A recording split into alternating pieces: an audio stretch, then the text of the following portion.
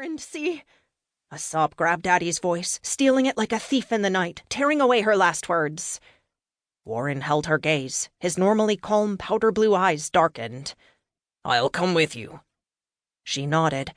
She would be grateful for the backup, especially from an experienced ICE agent like Warren. "I'll drive." He dug his keys from his pocket. "You're in no state of mind to get behind the wheel." She thought to argue, stand up for herself. A woman in law enforcement was often taken advantage of, thought less of.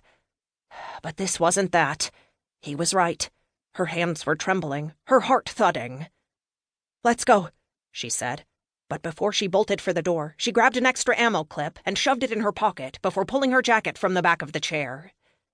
Outside, a biting January wind whipped in her face, and she slipped into her jacket as she ran down the street behind Warren toward the parking lot. She ignored him opening his car and charged over to the vintage Mustang she'd inherited from her father. She popped the trunk of the cherry-red vehicle and dug into a black nylon bag, holding her Kevlar vest and emergency supplies. She slid into the vest and then joined Warren. He'd clicked open the locks on his nondescript sedan and was donning his vest, too. Seeing him dressed in tactical gear made the terror even more real.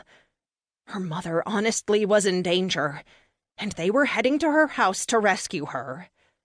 Unbelievable. Totally unbelievable. Addie breathed deep so she didn't lose it and climbed into the passenger seat. She buckled her seatbelt. Took 3 tries with shaking hands to get the clasp into place. She had to calm down before they arrived at the house. If her mother was indeed being held captive, Addie had to be thinking clearly. Warren slid into the driver's seat and started the car, the powerful engine roaring to life and vibrating the vehicle. He got his emergency light going and tore out of the lot, his hand steady on the wheel. Stalwart. A word she never used, except it somehow perfectly described him. He'd been like a father to her since she'd arrived back in Portland. At times smothering her with well-meaning advice, and other times leaving her alone. Right now, she appreciated his help. "Maybe I should call the local PD," Addie said. "Get them out there faster." Warren gave a firm shake of his head.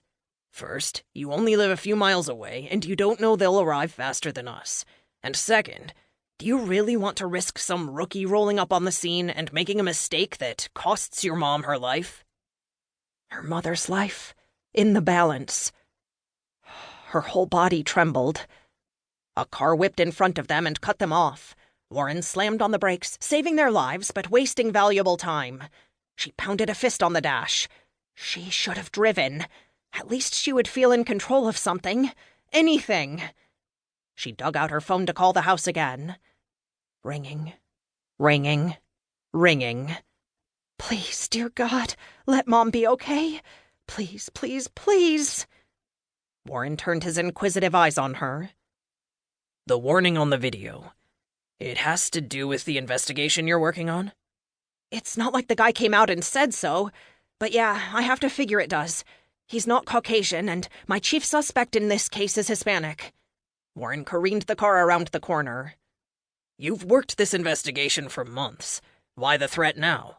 "There's something big. I mean, like, huge, going down in 6 days. My suspect must have found out I got wind of his plans, and he wants me to back off." She let the video replay in her mind, trying to find any lead or clue. "Bear. He wasn't barking." "Your dog?"